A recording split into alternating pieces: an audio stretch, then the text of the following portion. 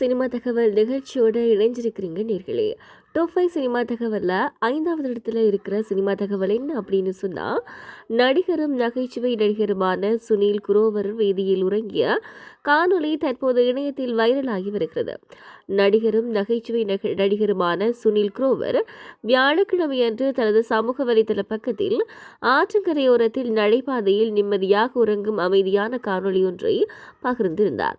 இரவில் ஆற்றங்கரையில் கிழிந்த பாயில் ஓய்வெடுக்கும் காணொலி ஒன்றை பதிவிட்டிருந்தார். அந்த காணொலியில் பல பக்தர்கள் திறந்த வெளியில் அவருடன் உறங்குவதை காணலாம்.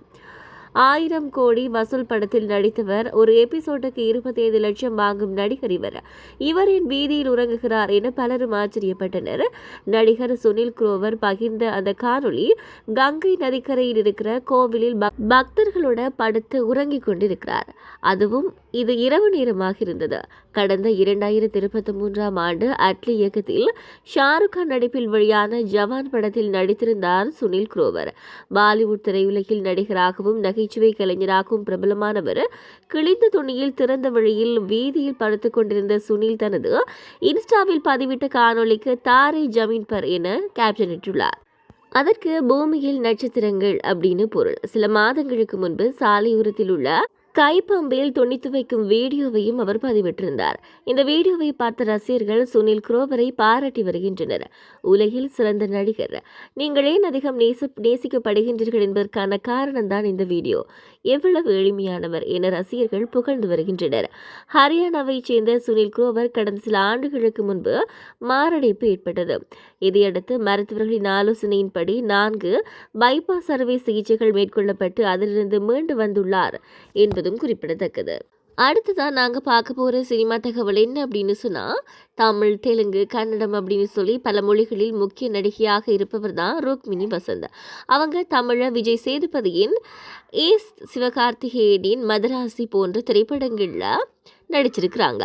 மேலும் அவங்க நடித்த காந்தாரா சாப்டர் 1 படம் மிகப்பெரிய ஹிட் ஆனதும் குறிப்பிடத்தக்கது. அடுத்தவர் யாஷ் நடிக்கும் டாக்ஸிக் திரைப்படம், ஜூனியர் NTR நடிக்கும் டிராகன் உள்ளிட்ட படங்களில் நடித்து வருகிறார். சில வாரங்களுக்கு முன்பு தான் ருக்மிணி வசந்த் பிகினி உடையில் இருப்பது போன்ற ஒரு வீடியோ மற்றும் புகைப்படங்கள் இணையத்தில் வைரலானது.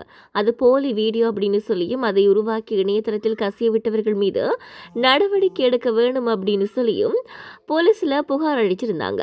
அது பற்றி தற்போது பெங்களூரு போலீசார் நடவடிக்கை எடுத்து 3 பேரை கைது செய்தும் இருக்கிறாங்க. அவர்களுடைய புகைப்படமும் தற்போது வெளியிடப்பட்டிருக்கிறது. அவர்களிடமிருந்து 3 மொபைல் போன்கள் பறிமுதல் செய்யப்பட்டிருக்கிறது. சைபர் கிரைம் போலீசார் எடுத்த இந்த அதிரடி நடவடிக்கைக்கு தற்போது ரசிகர்கள் தங்களுடைய பாராட்டுக்களை தெரிவித்து வராங்க. டாப் 5 சினிமா தகவல்ல 3வது இடத்தை பிடிச்சிருக்கிற சினிமா தகவல் என்ன அப்படின்னு சொன்னா, தென்னிந்திய சினிமாவில் டாப் ஹீரோக்குள்ள ஒருவர் தான் ராம் சரண். இந்திய அளவில் அவருக்கு ரசிகர்கள் இருக்கிறாங்க.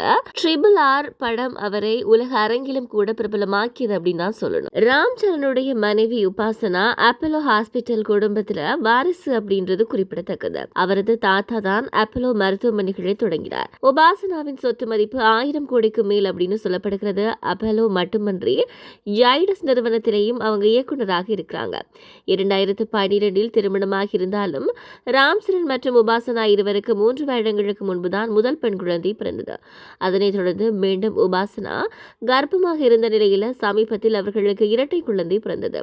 அவர்களது முதல் குழந்தைக்கு கிளீன்காரா அப்படின்னு பேர் சூட்டியிருக்கிறாங்க. கடந்த 3 வருடங்களாக தங்களது முதல் மகளின் முகத்தை காட்டும் வகையில் புகைப்படத்தை அவங்க எங்கும் வெளியிடாமல் ரகசியமாகவே வச்சிருந்தாங்க.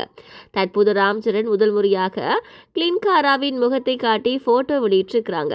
இது தற்போது இணையத்தில் மிக வேகமாக வைரலாகி வருகிறது. கிளீன்காராவின் 3வது பிறந்தநாள் வாழ்த்து சொல்லத்தான் ராம் சரண் போட்டோ வெளியிட்டிருக்கிறாங்க அப்படின்றதும் குறிப்பிடத்தக்கது.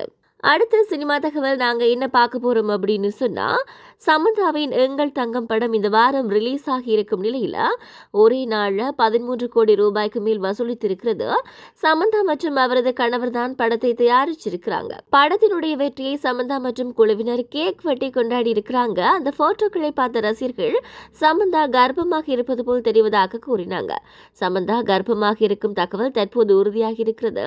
அவங்க வரும் டிசம்பர் மாதத்தில் குழந்தை பெற இருப்பதாக அவருக்கு நெருங்கியவர்கள் கூறியிருக்கிறாங்க.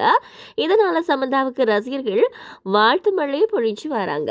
டாப் 5 சினிமா தகவல்ல லாஸ்டா பார்க்க போற சினிமா தகவல் என்ன அப்படின்னு சொன்னா, டிராகன் படம் மூலமாக தமிழில் அறிமுகமாகி தற்போது முன்னணி நடிகையாக வளர்ந்து வரவங்க தான் நடிகை கயா அடலோகர். அவங்க தற்போது தன்னுடைய கைவசம் பல மொழிகளில் ஏராளமான படங்களை வச்சிருக்கிறாங்க. துல்கர் சல்மான் ஜோடியாக ஐ எம் கேம், தெலுங்கில் நானிக்கு ஜோடியாக தி பாரடைஸ், தமிழில் அதர்வாக்கு ஜோடியாக இதய முரளி, ஜிவி பிரகாசுக்கு ஜோடியாக இம்மாடல் மற்றும் மாரி செல்வராஜின் மஞ்சனத்தி உள்ளிட்ட பல முக்கிய திரைப்படங்கள் அவங்க கைவசம் வச்சிருக்கிறாங்க. இப்படி தொடர்ந்து பிஸியாக படங்களை நடிச்சு வர கயா அடலோகர் தற்போது ஒரு அதிர்ச்சியான முடிவை எடுத்திருக்கிறாங்க. சமூக வலைத்தளங்களில் இருந்து விலகுகிறேன் அப்படின்னு சொல்லி அவங்க அறிவிச்சிருக்கிறாங்க. தன் சமூக வலைத்தளங்களில் இருந்து தற்காலிகமாக விலக போவதாக கயா அடலோகர் தன்னுடைய இன்ஸ்டாகிராம் பக்கத்தில் அறிவிச்சிருக்கிறாங்க. அதனால அவரது ரசிகர்கள் கடும் அதிர்ச்சி அடைந்திருக்கிறாங்க. அவங்க என்ன பதிவிட்டிருக்கிறாங்க அப்படின்னா, சமூக வலைத்தளங்களில் இருந்து தற்காலிகமாக விலகி இருக்க போகிறேன். சில நேரம் நமது உடலுக்கு ஓய்வு கொடுப்பது போலவே மனதுக்கும் ரெஸ்ட் கொடுக்க வேண்டியிருக்கிறது. நான் இதிலிருந்து விலகி இருந்து என்னுடைய நேரத்தை செலவிட வேண்டும் அப்படின்னு உணர்கிறேன்.